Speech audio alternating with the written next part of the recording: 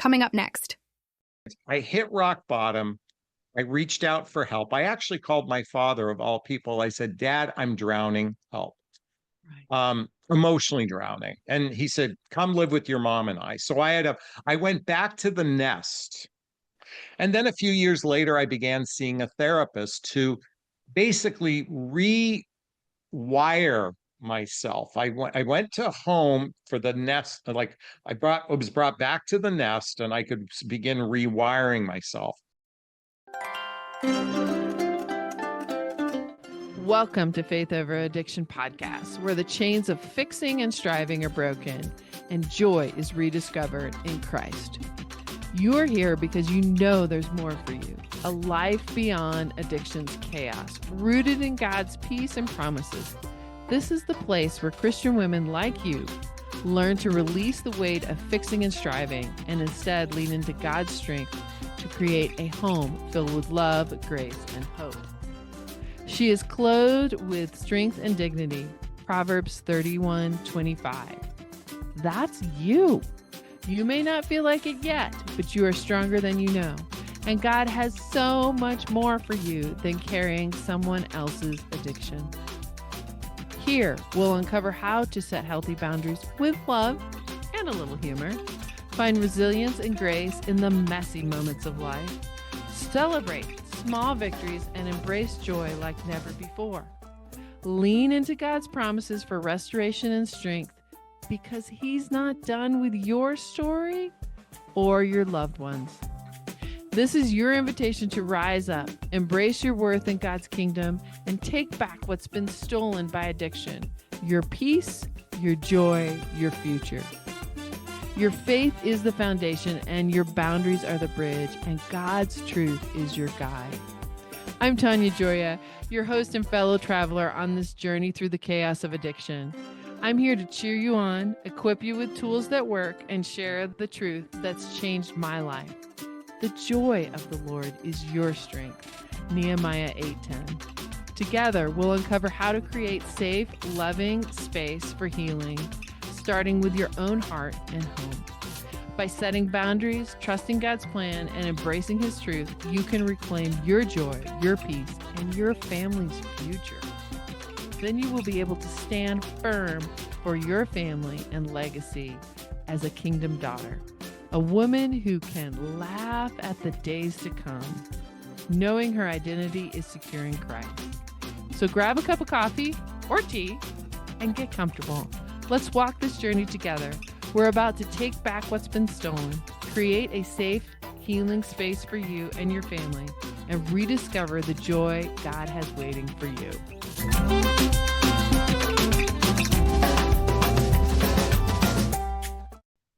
Welcome to Faith Over Addiction, where we are learning the Christian perspective and understanding of how we can work with our folks who are dealing with addiction and manage ourselves, love ourselves, and be in that place where we can truly offer service to other people when our cup is full.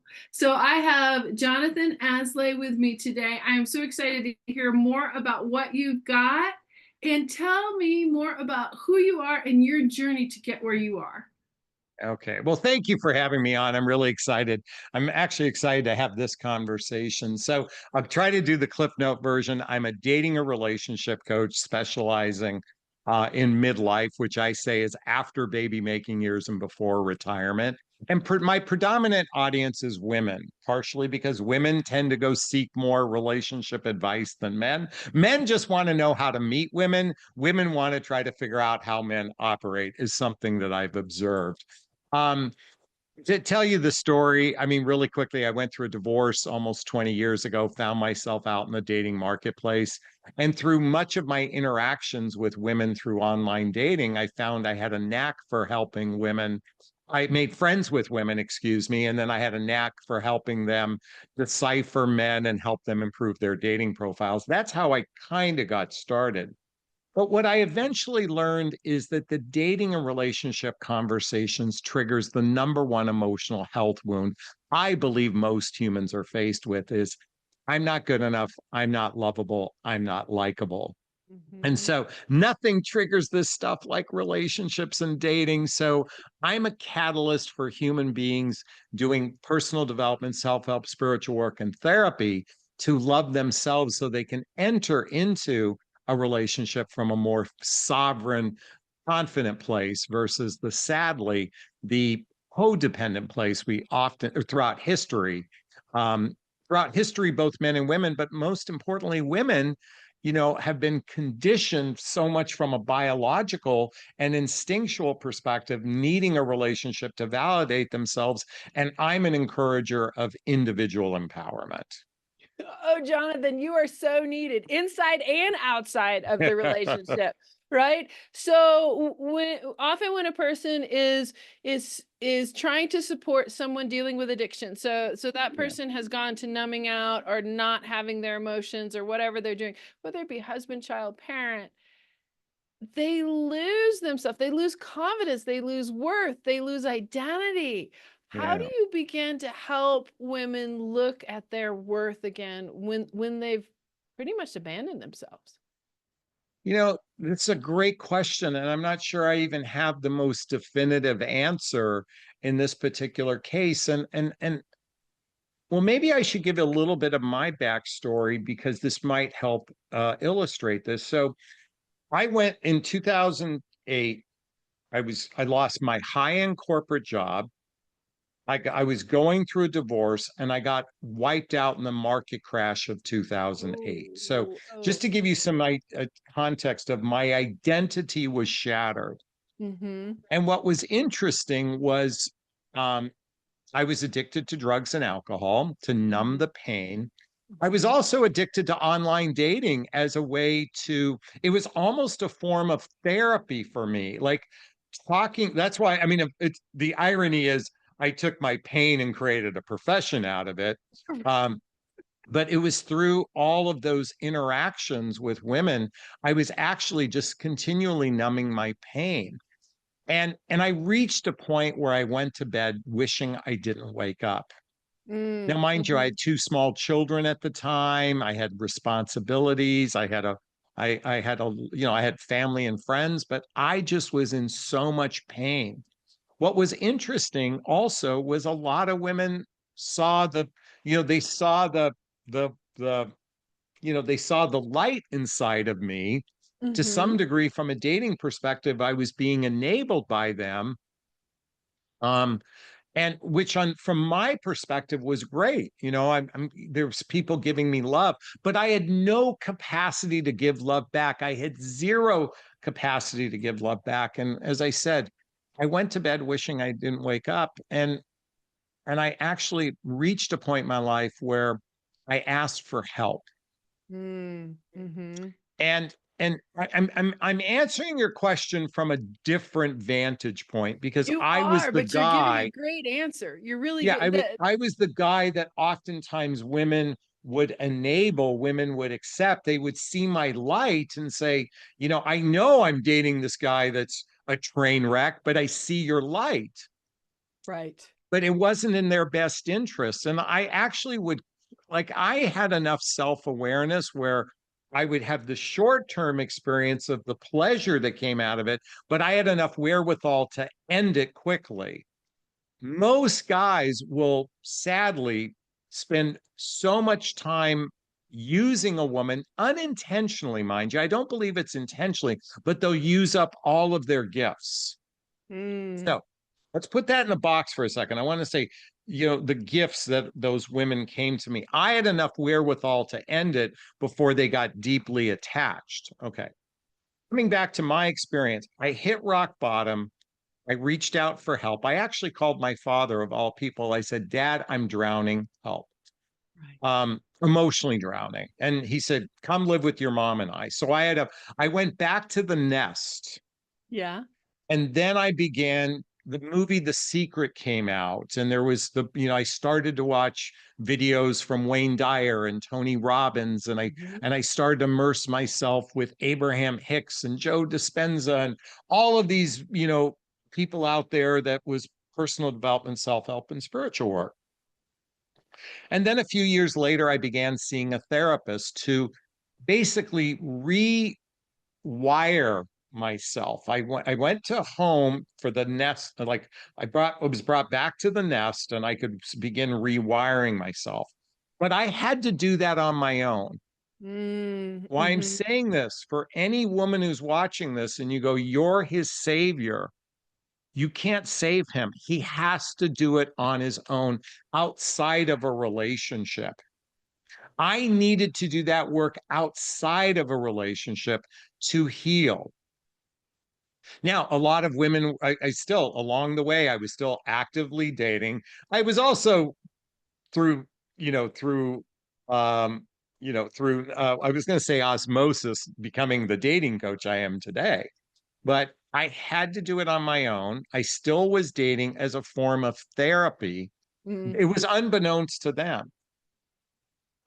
So I said earlier how women brought this beautiful gift in my life of love and kindness, and it's so beautiful. Most men don't have the wherewithal I had to say, I know I'm going to use you. I'm going to end this. And it was always the same thing, Tanya. It would take off in 6 weeks and it would end 6 weeks later. It would take off for 6 weeks and end 6 weeks. Like I had enough wherewithal to do the dysfunctional moonwalk to literally say, look, you shouldn't be with me. Well, I'm a so rare let's gem. go back to they're giving in you and giving, and you're saying, okay, I'm seeing the gifts, but what I think I'm hearing is you couldn't receive. You couldn't receive because you weren't whole enough to receive. Well, yes and no. I mean, well, yes, absolutely. I had a virtue button in me. In other Mm. words, their virtue. I had enough wherewithal to go, okay, I'll just like, and this wasn't conscious. I'm almost saying this was subconscious or unconscious, but subconscious, unconscious. I had enough wherewithal that I go, you know what? I'm going to use them for a short period of time to validate my own, depression, but Mm-hmm. I'm going to be protective of them. I almost had this protective. I'm going to use you, but I'm going to protect you from really who I really am, and I'm incapable of giving to you. Okay, that require. And by the way, this is where men always will end a relationship. It's that the end of the day, they'll use you up. They'll use you up substantially, and then say, "I'm going to protect you from me by ending it."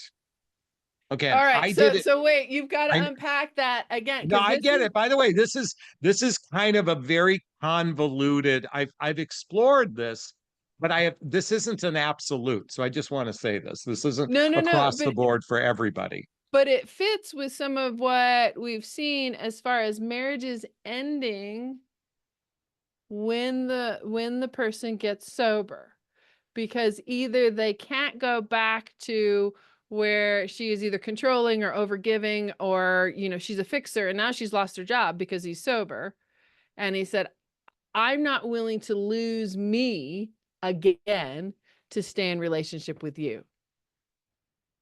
Well, when a person becomes sober, what oftentimes happens is they end a relationship because they don't want the person that saw them at the worst. They want to become a bright, shiny penny for somebody new. I've done all this healing. You've seen me at the worst. You might even use this against me in the future. Right. I'm just going to go start clean with someone else. That's what I've observed happens many a times is once and by the way, because there's so much shame associated with the past, Yes. there's so much Yes. shame for that person. They're like, I'm going to become sober. Once I become sober, they're not thinking this cognitively. It's Right. just once they become sober.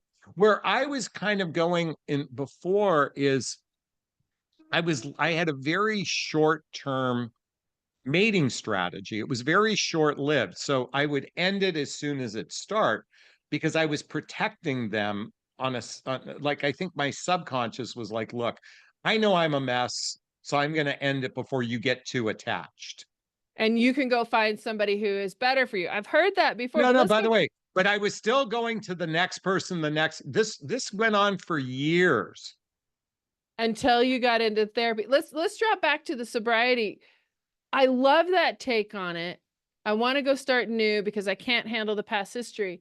Here's where the coaching that I do comes in is he just can't get well by himself. You have to get well too, because even though you didn't cause it, create it, or can't control it, you are part of the contributing factor and you can do it positively or negatively. So if you decide that you're not going to use it against them, that you're going to move forward, that you're going to do the growth pieces, all those types of things, then the couple can make this come together. But that's really, really rare because they're not as astute as you were of going, okay, I need this validation, but I'm not going to get super deep in here so that everybody gets hurt. When did you Well, come out and say, I've been using this for therapy and I can't keep doing that? last week? No, I'm just kidding.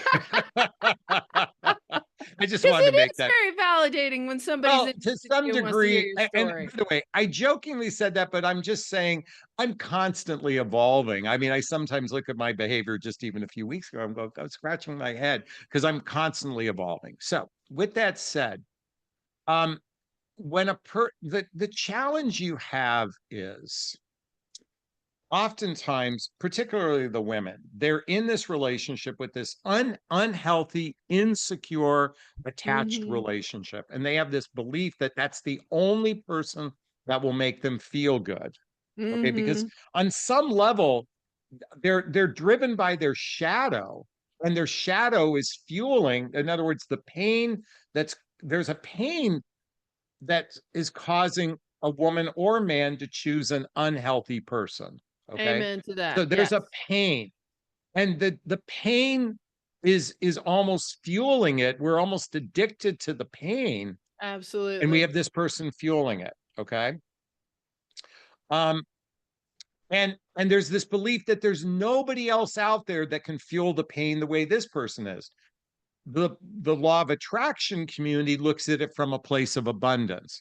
There's an abundance of people, and there's an abundance of emotionally healthy Yes. people. If I Yes. become emotionally healthy, I can go find an emotionally healthy person. But this is where it gets tricky. Well, I'll heal and they'll heal, and then we'll be this great relationship together. Maybe Sometimes. all you came together was to be a catalyst for the healing, but not to be partnered with one another. Highly likely, and that healing together doesn't always run perpendicular. There may be some healing and then up, and it's working through those bumps to make that happen. When you're talking to women, because a relationship, I think you'd agree, a relationship can only be as healthy as the people are themselves. So if they're Yes. healthier, then they can be healthy.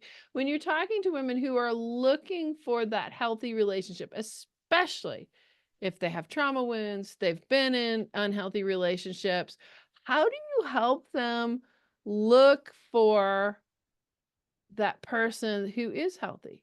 How do they even know if they grew up in an unhealthy household? Well, it starts with know thyself. And that's Mm. a really radically challenging thing to do, is to know Mm-hmm. thyself. And let me just say this, relationships are not for the faint of heart. This is like you have to be a ninja to be able to navigate, to have a healthy, happy relationship. But first, it starts with know thyself. The first premise to know is to know your love attachment style. There's a book I'm going to recommend. It's becoming outdated, but it's still one of the premier books, Attached by Amir Levine and Rachel Heller. Only Right. to give you some context, even this material is adapting and evolving since this book is written. Now, Mhm. Tanya, here's the delusion most humans face when they fill out the questionnaire or read the book. We Mhm. have this fantasy of who we are, and we oftentimes fill out the questionnaire as if we're Mhm. secure. I believe most human beings are insecure. They're either anxious or avoidant. And so, first is identifying your attachment style and understanding at the root of where that comes from. Okay. Also, number two is self responsibility. This is the Mhm. capacity to know what triggers you and taking ownership of every trigger in your life. That takes a tremendous amount of the third thing called self awareness. And And self, courage. And courage. well, oh yeah, well, yeah, it takes It takes tremendous amount of courage. Well, I was going to get to courage in a moment, but self-awareness is the ability to know your fears, your insecurities, your negative patterns, your judgments of others, your limiting beliefs, and how our patterns play a role in our lives. Now, Mm, this is ninja level awareness. This is mm, ninja level know thyself. And as you said, it takes courage, and it also takes an awareness of what your weaknesses are. mhm, And mm, sadly, at least here in the United States, we kind of are coddled to victim consciousness versus victor consciousness. right. Um, and and to take it a step further, most humans have poor relationship skills because they have weak emotional maturity. And at the end of the day, most people don't understand compatibility from their must haves and deal breakers. So, did you just hear the voluminous amount that I just shared just to be in Yes, you relationships? just made me tired. I'm like, "Oh my goodness, that's so much to work on." Yeah. So when a And what person makes it has, worth it? What makes it worth it? you know what? Now, I'm going to say, my kinky is personal development. It's my kink. I get off on improving as a human being, evolving Right. as a human being. So I'm using it in that tongue-in-cheek vernacular. Um, it's because I want to live a life of inner peace. You Yes. know, it really, we oftentimes focus on happiness. No, I don't focus on happiness. I focus on inner peace. So tell us And the difference. Give us an example of the difference. yeah, that's a good question. I don't know if I've really explored this, but the way happiness is like extreme joy might be a one analogy of happiness, whereas inner peace is like, look, I feel fear, but I'm not going to let the fear take over me. Inner Mm, peace is I feel joy, but I'm not going to let it, I'm not going to get attached to the outcome of happiness. I'm not attached to it being always the same, like at such a heightened level. mhm, mhm. There are times when I laugh, there are times when I cry, but my inner peace is centered around mostly centered around my fears and insecurities and not letting them Mm, overwhelm me, I mhm, should say. mhm, mhm. So in settling in that inner peace, it's that I am not running to this thing, that person, this experience, that to make me whole. Yeah, unfortunately, that's the way we've been indoctrinated. I need you to love me so I can feel good about myself. Yes, And when I absolutely. wrote my book, and I wrote a book called What the Heck is Self-Love Anyway? A Yeah. Journey of Personal Development, Self-Help, and Spiritual Work. And the idea is that, and it's a very simplistic baseline. It's not Mhm. even remotely that deep. But the idea is once we begin to recognize that if we fill our own love cup, we don't need someone else to love us to feel good about ourselves. We feel good about ourselves, and then we can love others. And coming back to the earlier question, so you filled your own love cup, you can go out and love others. How does that impact your ability to receive love from others? That's an interesting point of view. I'm far more open to receive than I ever have been in my life. It's I think where I'm most impacted is I sadly there's such emotional woundedness that I don't get to find my mirror very often. Mhm. I mean, I'm it feels rare to experience that because also we have in the dating realm, we have so many traditional scripts and we have a biological um, predisposition for a very unhealthy way of truly human pair bonding. Um, and these scripts and this biology can play havoc in actually connecting at a divine partnership level. So tell us, give us one of those scripts. Give us that unhealthy thing. I can think of a couple, but give us that unhealthy thing that we've grown up with. Hollywood, TV, parents. What is it that we've been given? that we have to Well, I deprogram? think for women, number one is, I mean, this is almost biologic. I mean, when I mean instinctual from caveman days to even to Mhm. today, a woman is dependent upon men for, for her happiness. That's one of the scripts. I think both throughout history, women have been I mean, from a security place, dependent upon men. Oh, and then there's another script. Men are the leaders of a relationship. And I'm like, first off, most men are rather clueless when it comes to leading a relationship. And Mhm. why would you want to give that job to another human being? Why Mm. would you want to give and I'm going to say this, even most men, and I don't care if they're biblical or they're religious or whatnot, they are rather clueless. Now, I recognize your audience is Christian and there's a Bible associated with this. Um, it's interesting. Well, I don't want to go into that because that's a Well, judgment but on my let me part. fill that in for you. I was just speaking with a woman at church, and I said, "He really seems to be the leader of their family." And she said, "Yes, I think so too. That is really hard to find." So my audience would agree with you that even though it is biblical for the male to be the leader of the family, in this day and age, that is super confusing on what does that actually mean. And if you put that in a biblical Or what context, does it actually look like? right, and well, if you put it in meaning too, if you put it in a biblical context, Jesus was a servant leader. He was Yeah. not a leader that was top down. He was bottom up.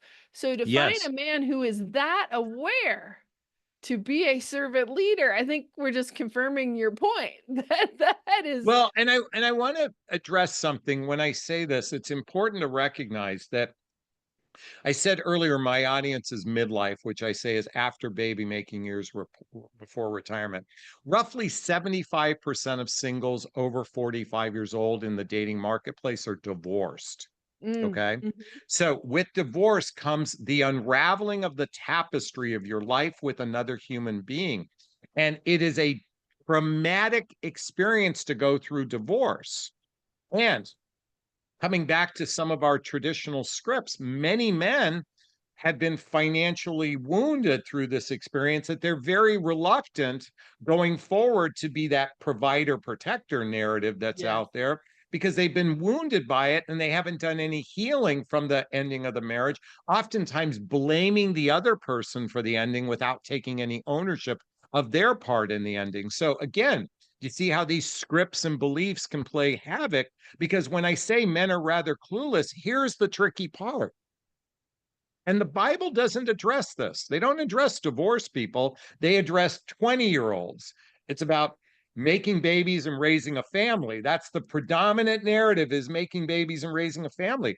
It doesn't talk about Brady Bunch. How do you take a person who's got a family over here and a family over there and figuring out how to blend it together? It's not addressing it from that narrative at all. At least I don't know any scripture that actually says where two divorced people, because here's the thing: as we age, if we're no longer raising a family, what's the purpose of a relationship is the confusing question for men. That's why they're clueless, because it's Mhm. easy when it says make babies, raise a family. We have a concept about that. My job is to provide and protect and pay all the bills. That's my only responsibility. Well, nowadays we know emotional connection is what humans are thirsty for. And we have a Mhm. population of human beings in the dating marketplace that are rather emotionally, inept. Okay, that's my pontification. Well, there is scripture about not abandoning the wife of your youth and taking care of your family and leaving a legacy. So it's in there, Yeah, but but it nobody, isn't. by the way, but they're divorced, so they didn't subscribe to that. You're right, and they didn't live that long. So Yeah. I think that's part of what we're seeing with the silver divorce, with those types of things is we're in a new frame of we've Yes. got a lot longer life, and like you said, the 20-30 year marriage may not fit people anymore. I am not an advocate for divorce, neither is God. On the other hand, if there is something that is stunting your ability to grow, to be the person that you're designed to be, maybe that is the end of that relationship. Maybe that Well, is the next step. Given that 80% of divorces are initiated by women, if you look at the core reason why they initiate divorce, other than let's exclude genuine physical abuse or something, Right. really, you have to call a Absolutely. doctor, an attorney, or a policeman kind of thing. It's usually lack of emotional connection. That's the primary reason why women initiate that. Well, again, if men were such good leaders of the relationship, that never would have happened. They're And not good at you that. said it. You said it. We're still stuck in that. I'm supposed to provide and protect, Yeah. but I'm not her girlfriend.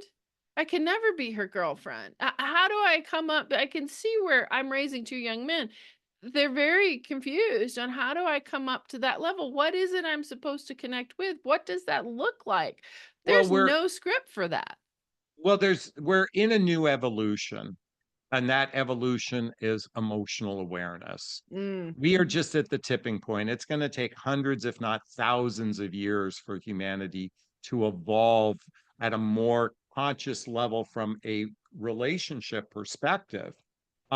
There needs to be new role models out there encouraging emotional health, because ultimately, because for the most part, at least here in the United States, we're no longer survival based needs of a relationship. Mhm. And Mm. what women are thirsty for, and by the way, men are thirsty for this too, just a lot of them don't know it, is to really connect with their heart, really Mm. connect with their Mhm. heart.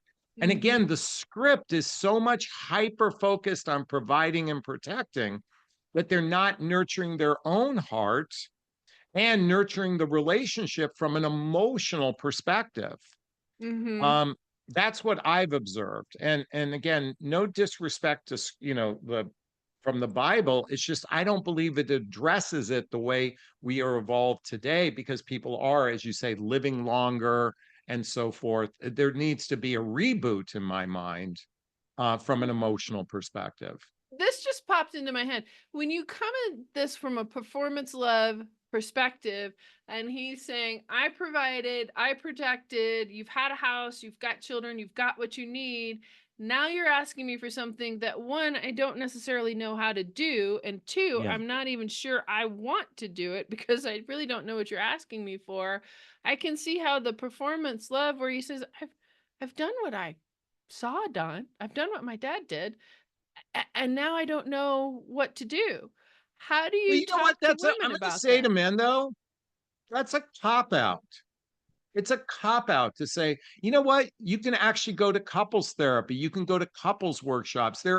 By the way, I mean, there are tons of churches that offers couples support on But an you know as emotional well as level. I do, what's being put out on the internet now is that marriage therapy is bad, couples therapy is bad, it will ruin your marriage. Don't do this. Run away, walk away. It's only for her. You're going to get blamed. I mean, how would you step into something with all that message? I have Well, seen by the very way, few if men who if are you're willing to. if you really want to make your partner happy, like suppose by the way, there's this supposed narrative men want to make women happy. Well, then you're going to step into the fire. No, wait. It's okay. It used to be men went to war, right? They protect, via war. Well, now there's a Right. new war you have to go on, the war of the heart, and it's going to require stepping into the fire and say, "Look, I'm going to heal my childhood wounds. I'm going to heal my adult traumas. I'm going to work on myself because it's better for the family." It's a cop out to say, to listen to all those other narrative and say it's bad. Yes, it might seem that way because, yes, people are getting divorced, but it's an opportunity to build your sovereignty. That's what this experience of life is all about, is two whole people coming together in partnership. Not and by the way, most people are, we have really, no disrespect to those watching, we have mostly broken people entering into partnership and wondering why it collapses. And your whole premise is helping people, particularly women, walking away from men with addictions and problems. They need to go, because ultimately they've got to go work on that on themselves. You Amen. cannot be the healer. He has to go. By the way, it used to be thousands of years ago, a man would go off, like he'd meet his girlfriend, and he'd go off and make his way. But part of that going off and making his way is becoming emotionally strong enough to be in a relationship. And that's what we're being called to do. I think you should be teaching men. I do have a men's channel. I mean, I do have a YouTube channel for men. I do work with men. It's just men just want to know how to meet women. Women want to figure out men. So I make a living at that. There you go. Well, and that's something that I've been talking about for several years now, of when the biblical structure is to become one. But God didn't say bring two holy people with holes in them, and have them fill each other's holes. What he meant was two whole, healthy people coming together to make something brand new, because they were healthy enough to really support one another, rather than looking at the other person going, fill my holes. I need you to fill my holes. It's back to your savior And concept. by the way, in all fairness, I don't believe we ever become whole until like a second before we pass away, and then we go off into a whole new realm of experience. It's it's not, and just I want to clarify this. We never get fully whole. Here's what happens.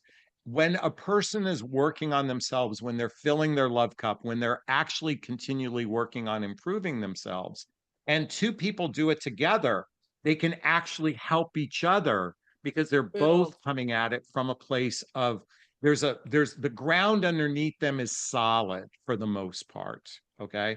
It's not two whole people, it's two people, two individuals working on healing themselves, and they come together for a greater good in that regard. But this is where it gets tricky. Some women go, okay, I'll accept a guy who's totally broken, but at least he's trying, and I'm totally broken, and at least I'm trying. It doesn't work on that. You have to work on your stuff outside of the relationship, and then you work on the granular pieces in a relationship. That's the way I observe it anyway. And I can hear the audience saying, okay, how long, how much, how healthy do I need to be to walk into another relationship, to start First off, dating? you can't put a timeline on it, because I've been in the tunnel, as Allison Armstrong calls. I've been in the tunnel for 15 plus years, stepping into my sovereignty. I'm constantly working on myself, but just to give you an example, it was like 7 years down and 7 years up, kind of give you that 15 years. Okay. So I was in the down phase and I'm in the up phase, and I'm still growing beyond that baseline, if you will. Um, I guess when you know yourself, when you really know yourself, like your triggers, your patterns, your fears, your insecurities, you have an awareness, just like we are the actors on stage, right? Performing Mhm. our lives, right? And the ego is the director telling you what to do, kind of thing. And sometimes we fight the ego. But when you can actually be the audience member witnessing your life The from an higher self. objective, the higher self, the objective point of view, when you can reach that level, that's when I think it's time to partner with somebody. But that, like I said, Amazing. this is ninja level skills.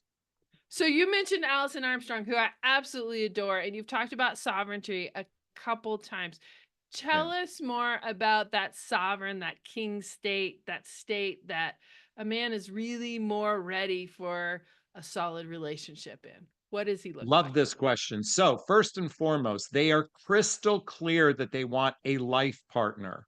They are Not just crystal somebody for clear. fun. Yeah, well, but no, well, the thing is, oh, I'm not looking for anything serious. Let's take it slow. I just want it casual. I am crystal clear. I want a life partner. Okay. Mm. Now, whether that's living together or marriage, I mean, that's my baseline, is one of those two things. I want a life partner. They are crystal clear about a life partner, and they view the relationship based on shared values, shared vision, lifestyles that are blendable with one another. And most importantly, he's evaluating her emotional maturity as much, because he's done the inner work on himself. That to me is a person who is stepping into his king. It's not about being provider protector. It's not paying for dates. It's about being intentional in the dating marketplace based on this desire. They have a long-term mating strategy versus a short-term mating strategy. Most men operate, well, they operate, sex is the pathway to love. Chemistry is the pathway to love. That's an unconscious approach. Mm. I'm talking about it from a very conscious, intentional approach. And my understanding of the king is also that he can emotionally, financially, spiritually, physically take care of himself. He is not looking to the partner to fill all those holes. He can I take would, I care of would, that. you know, I will say this: two incomes are better than one. So, Right. Not from that that it wouldn't perspective, be good, but yeah, it isn't the necessary. I'm not looking, yeah, Mr. he is Jerry fully, Maguire, you don't uh, complete me. he, I call those men grower builders. They seek a long-term commitment. They're emotionally grown up. They have good relationship skills and they have their act together. That's kind of what encompasses what I call a grower builder. Where do you find grower builders? I'm sure there are women in the audience going, "Where are they?" You see, the question is basically, it supposes that they are hanging out in one corner, and that's not the Right. case. First, you have to become a grower builder. You have to be so aligned. You have to be so crystal clear on what you want, your standards, and your boundaries, first and foremost, because you'll recognize the non builders really quickly when you are in your sovereignty. Okay. Mm. Now, it requires putting yourself out there. Look at, we no longer live in tribe environments. We no longer live in village where there's no degree of separation. So it requires, and by the way, today, online dating is the number one place for singles to meet for the most part. Now, I would say if you go to a church, I would exhaust every person in your church. I would be on a mission to like asking everybody, who do you know it's single that you think is a fit? Who do you know that's single that you think is fit? And I Right. mean, be diligent, I'm going to even use the word aggressive. I don't mean it from a negative contour, but like be proactive, because Mhm. look at, my dad used to always say, you can put your faith in God, but don't forget to tie up your horse, kind of expression. It's like, Absolutely. look, I put a lot of weight in prayer, in belief. I put a lot of weight in that. But also, God wants you to take inspired action. God created the internet, so use it. God created opportunities. Avail yourself of every opportunity out there. Don't just passively go, oh, I just sit here and pray, it's going to magically appear. Well, and that's part of the grower builders part. The part that you've said consistently throughout this interview is work on yourself. You have to be at the stage to meet a person at that level Yeah. because they're not going to be interested in you. If I'm thinking this correctly, they're not going to be interested in you unless you've done the heavy lifting too.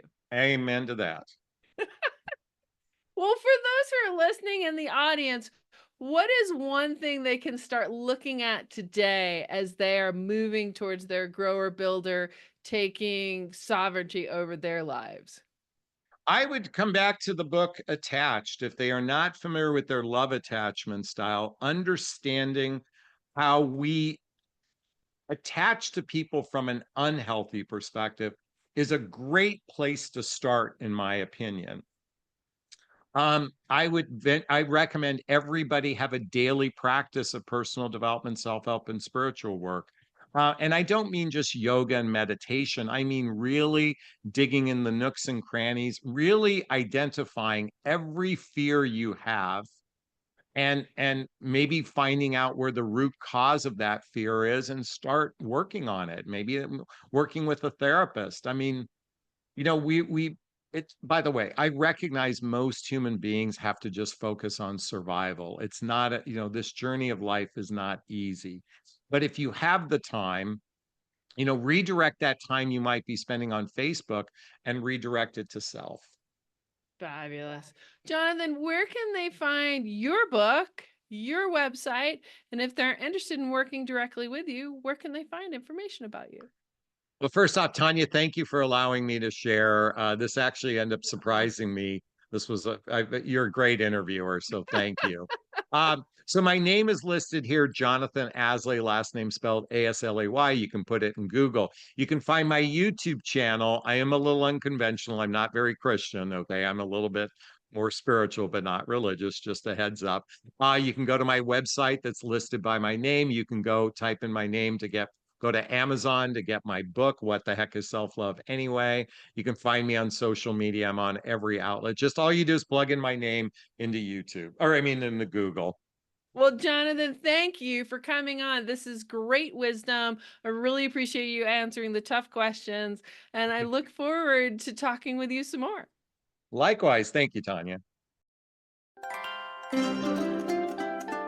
Thanks so much for tuning into the Faith Over Addiction podcast. Remember, nothing changes until something changes. Today is your day to step out in faith and make a difference. You are a daughter of the King, a woman who can spark incredible ripple effects of hope and healing, not just in your own life, but in your family, your community, and God's kingdom. If this episode encouraged you, bless someone else by sharing it.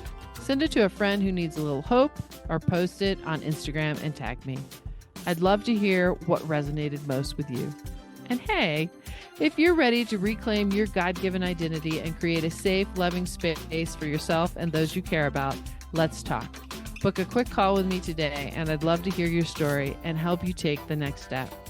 Oh, and don't forget to head over to Apple Podcasts, search for Faith Over Addiction, and leave me a review. Your feedback not only makes my day, but helps other women find this podcast and step into freedom too. You are strong, you are loved, and the joy of the Lord is your strength. Nehemiah 8:10. Until next time, keep walking boldly into the life God has for you.